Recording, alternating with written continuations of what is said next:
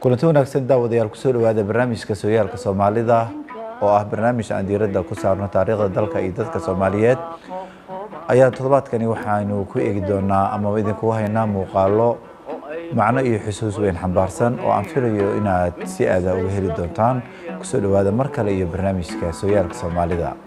muuqaalada aan barnaamijka idinku hayo aad ku daawan doontaan ayaa waxa ay isugu jiraan ololihii hirgelinta farta Soomaaliga بعد علنتي شلانبود شركة تاريخية سنة 1974 لو قبطي أمام أي مرتجلسي عاصمة مقدشو شركة سوا شركة أوروكا ميدوغا أفريقيا إسلام مركزنا شرقدون كا وحل جاسيها مدحوينه سوماليا الله نحرسته محمد سياد بري مقالداسي kuwa kale xiiso badan oo aan filayo in si aad ugu heli doontaan oo ay ku jiraan muqaaladii waxbarashada ardayda Soomaaliyeed ee birsamaadkii iyo ciyaarihii mehrijaanka ahaa ee ay fantasiyaha ku soo bandhigi jireen garoomada ciyaaraha ardayda Soomaaliyeed ayaan barnaamijka idinku haynaa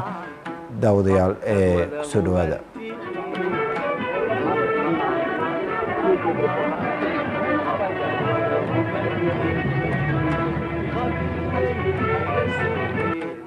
كوبي لباتنكي جنايو 1973 waxay ahayd maalin weyn oo Soomaalida baaldahab ah ugu qoran waa maalintii la hirgeliyay qorista farta Soomaaliga kacaanka ka hor waxa wax lagu baran jiray oo xafiisyada looga shaqeyn jiray luqada shisheeye kuwaasi oo ahaa kuwo xafiisyada si weyn ugu baahay haddaba xukuumadda kacaanka waxay meel marisay mashruucii ahaa ololaha hirgelinta farta Soomaaliga iyo horumarinta reer miyiga 1974 kumanyaal isugu jiray macallimiin iyo arday ayaa loo diray berin kasto udub aqal Soomaaliyeed ka mudan yahay waxaana bulshada Soomaaliyeed loogu baaqay haleyskii caan baxay xilligaasi ay ahaa bar ama baro sidoo kale raadiyo Muqdisho oo doorkiisa ciyaarayay ayaa laga baahiyay guubaabo la xiriirtay waxtarka qorista fartu u leedahay horumarka dalka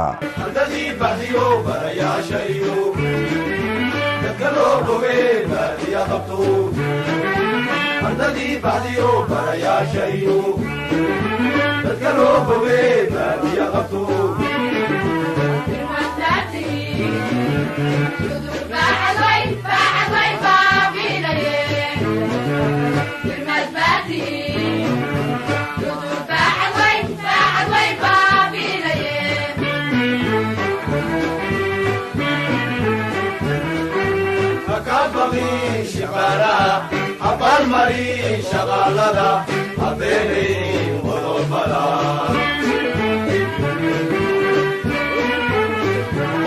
أكبري شبرانها أبا المري شغالة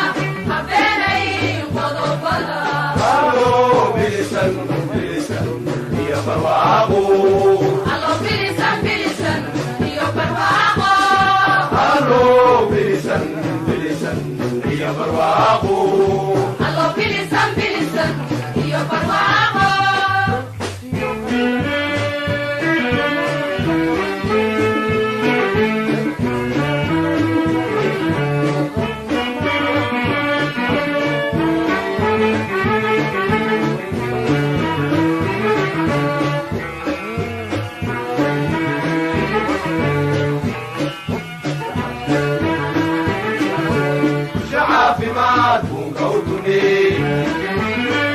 عروق كوكايني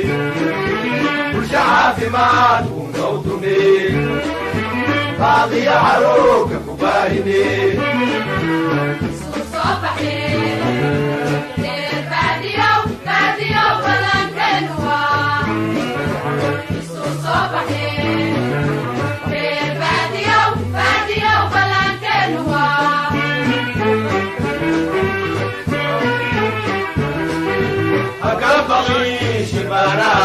أطال مري شغالة أبيلي وضوطلا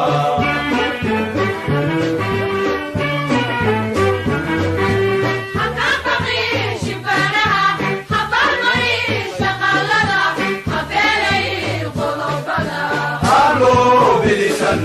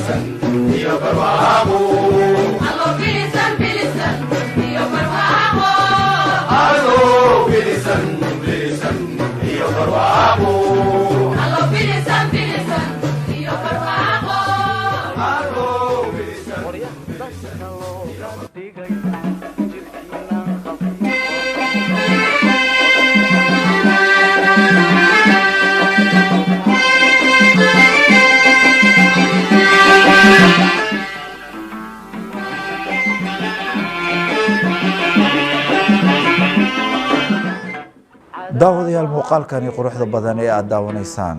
waa ardaydii dugsiyada oo sanad kasta samayn jiray iyaguna fantasiyo meherjaan ah waxayna ku soo bandhigi jireen garoomada ciyaaraha kubadda cagta ee istaadi muqdisho iyo istaadi Konis ee magaalada muqdisho meherjaan aad u qurux badan oo ay u soo daawasho tagi jireen bulshooyinka Soomaaliyeed iyo mas'uuliyiintii dawladda xilligaasi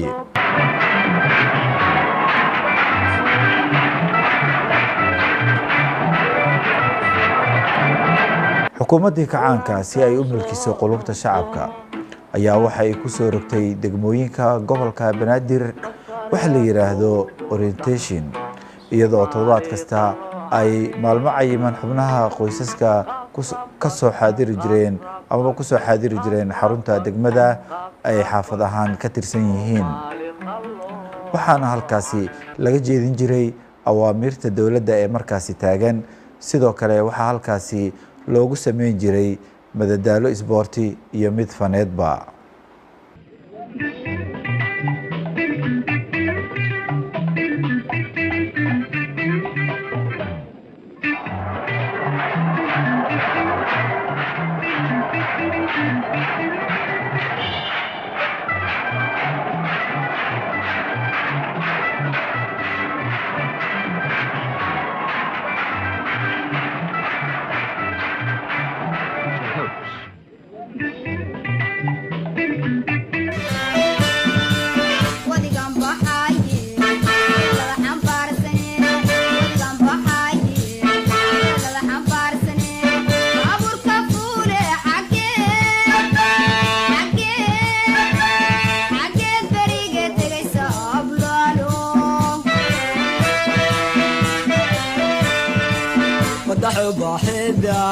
بروي شالام فوت بري مدى دحدودا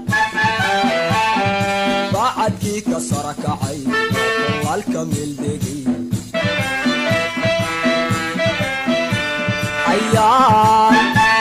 عيان يركو بين يا يو بين سنيدي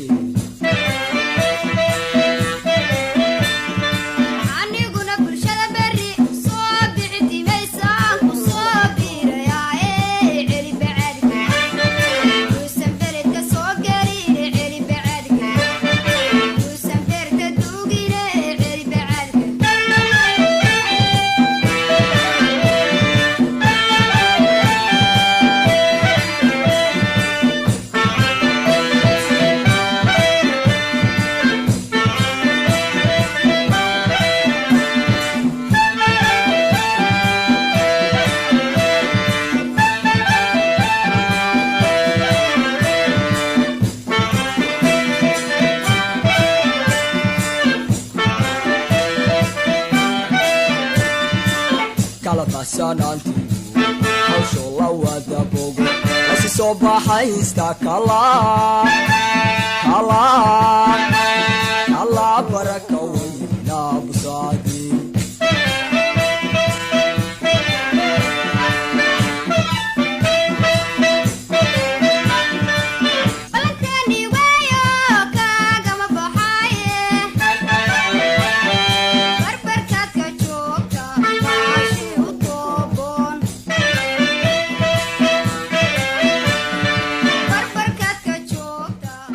daawadayaal dalkeena Soomaaliya waxaa ka dhacay abaaro fara badan ase aatee abaarahaasi waxaa ku jiray kuwa taariikhi ah oo si weyn shacabka Soomaaliyeed macno weyn ugu sameynaya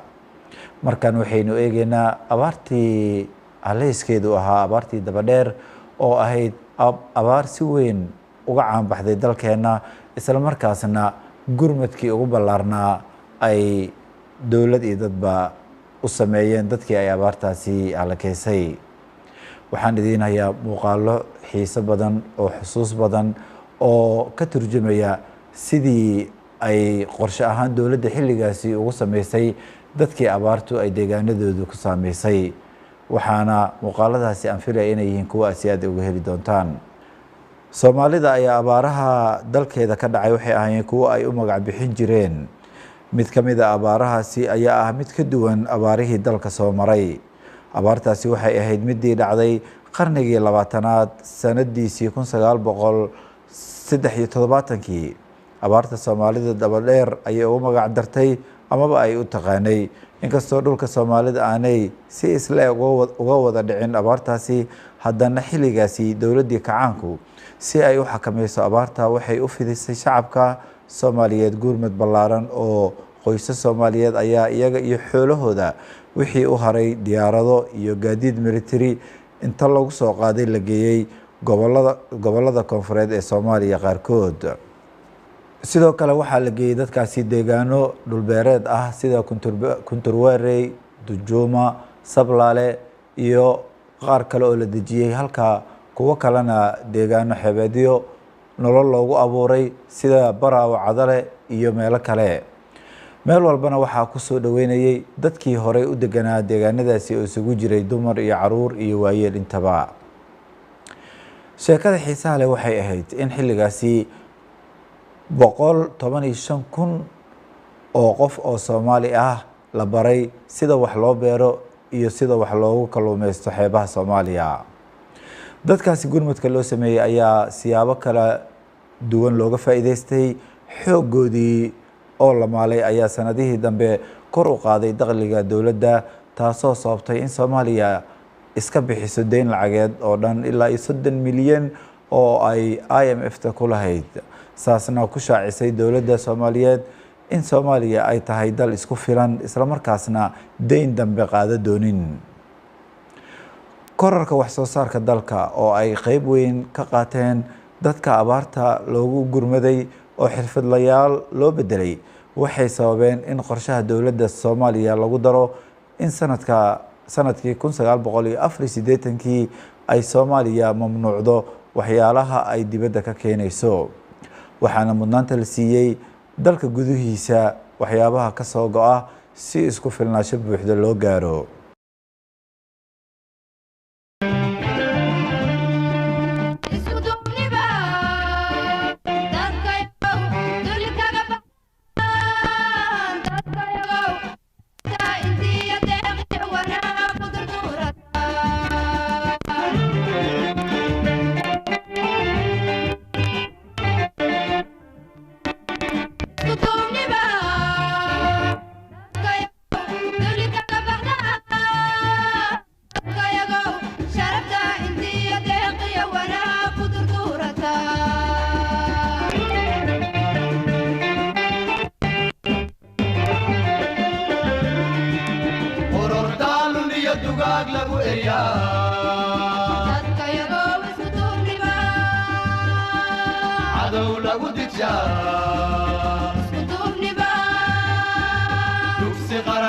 dawlad lagu hataa dadka iyagoo isku duubniba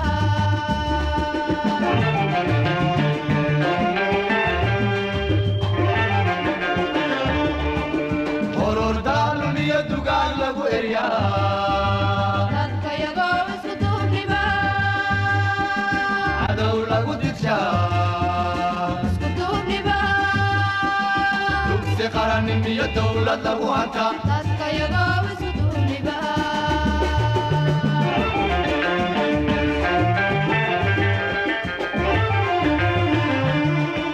haddaydaasa dareemin dabinkii gumaysigiina tagay noocdaadiyo ku daraqdhada dadka yagoo waad ku daraqdhada haddaydaasa dareemin dabinkii gumaysigiina tagay noocdaadiyo ku daraqdhada dadka yagoo waad ku daraqdhada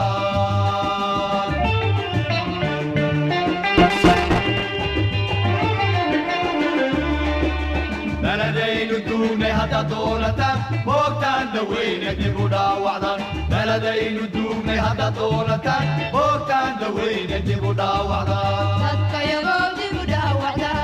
بلدين الدومي هذا دولتان بوقتان دوينة دبودا وعدان بلدين الدومي هذا دولتان بوقتان دوينة دبودا وعدان dadka iyagoo dib u dhaawacdaa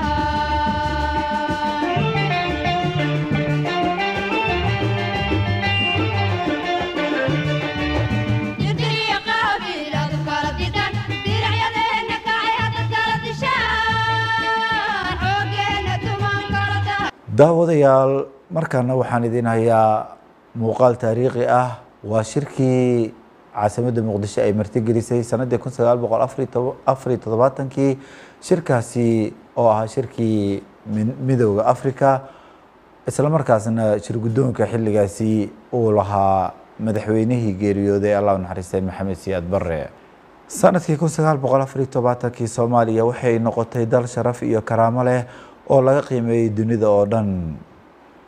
gaar ahaana qaaradda africa heybadii ay soomaaliya adduun weynaha ku yeelatay darteed bishii juun ee sanadkaasi 74 waxaa xamar lagu qabtay shirkii OAU ee midowda africa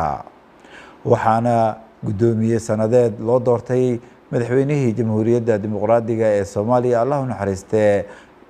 maxamed siyaad barre xilligii uu madaxweyne maxamed siyaad barre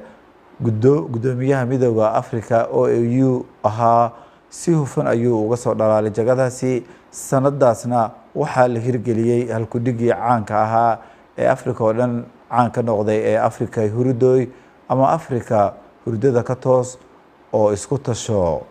waxaana fanaaniinta soomaaliyeed ay xilligaas ahayeen kuwo suugaan kusoo bandhigayay madashii shirka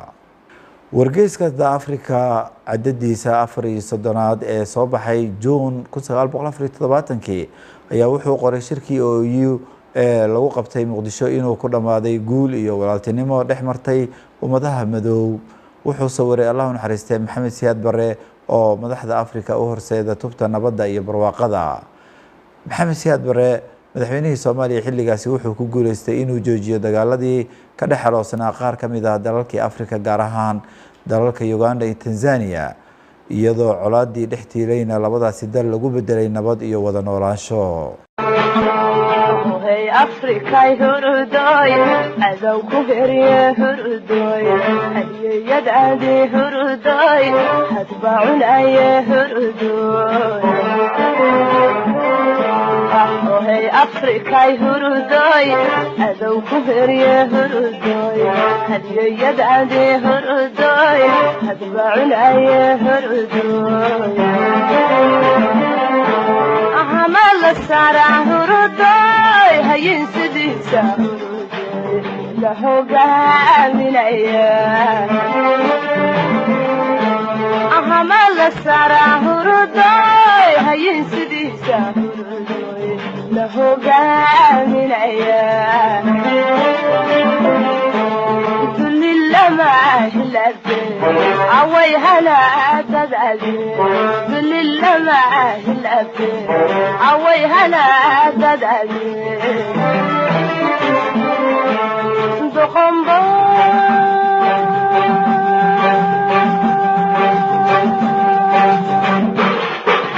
habawsano weligeed halaysane sida xoolihiiba xiranada mooya doqombo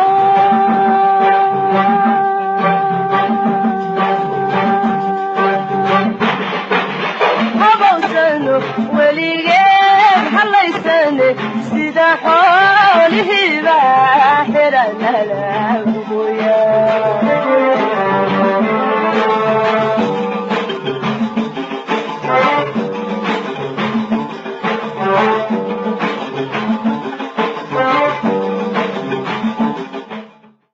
haddaba guulihii ay gaareen xukuumaddii kacaanka ayaa kadib shirkii taariikhiga ahaa ee martigelisay caasimadda soomaaliya muqdisho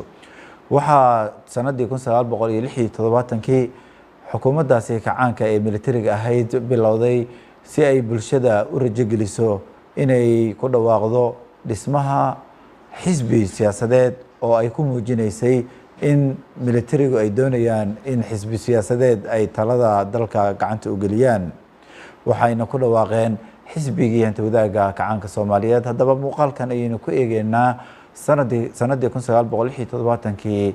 qaabkii lagu aasaasay xisbigaasi golihii sare ee kacaanka ayaa sanadii 1976kii fadhi ay yeesheen looga dhawaaqay muhiimadda ay leedahay aasaaskii xisbiga hanti wadaagga kacaanka soomaaliyeed halkaasoo digreeto ka soo baxday lagu faafiyey faafintii rasmiga ahayd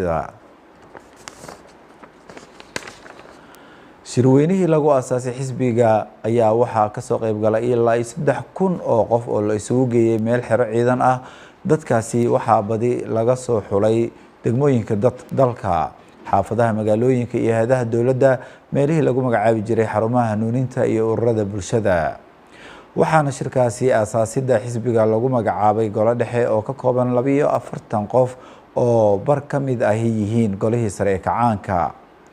inta kalena wasiiradii markaa jiray iyo saraakiil ciidamada laga keenay waxaa lagu soo daray tiro yar oo laga keenay ururadii bulshada sida ururada shaqaalaha haweenka dhalinyarada iyo iskaashtooyinka golahaasi dhexe waxa uu doortay maxamed siyaad bare xogayaha guud ee xisbiga waxaa la baabi'iyey golihii sare ee kacaanka saddexdii awoodood ee qaranka ayaa mar labaad loo soo raray golaha dhexe ee xisbiga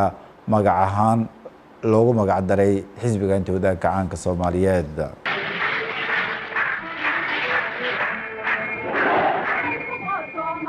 xisbiga waxaa loo dhisay habkii nidaamka xisbi keliyeedka ahaa ee ka jiray wadamada shuuciga ah oo aan la ogolayn xisbi kale iyo ra'yi kale oo siyaasadeed toona waxaa kale oo la mamnuucay wax organisation ah oo mar kasta oo nooc kasta ha ahaadee hadduusan ahayn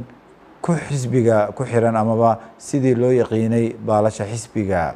dhammaan ururadii bulshada waxaa si toos ah loo hoos keenay xisbiga oo waxay u shaqaynayeen waxyihiisa oo kale marxaladana dhammaan ururadii bulshadana waxaa si toos ah loo hoos keenay xisbiga oo waxay u shaqaynayeen waxyihiisa oo kale marxaladana way iska caddahay iyadana inaysan meeshaba oolin wax baarlamaan oo noloshiisa oo laga hadlaa daawadayaal barnaamijka sooyaalka soomaalida iyo toddobaadkan ay intaa inoo joogo dhinaca kaamirada barnaamijka waxaa gacan iga siiyey filmqaadayaasha marac cali ayad iyo cismaan sheekh nuur abkey waxaan u mahad celinayaa qolka keedka cajaladaha ee radio muqdisho oo gacan weyn ka geystay soo saarista barnaamijka gaar ahaan cabduqaadir geedi rooble oo dhinaca suugaanta si weyn gacan nooga siiyey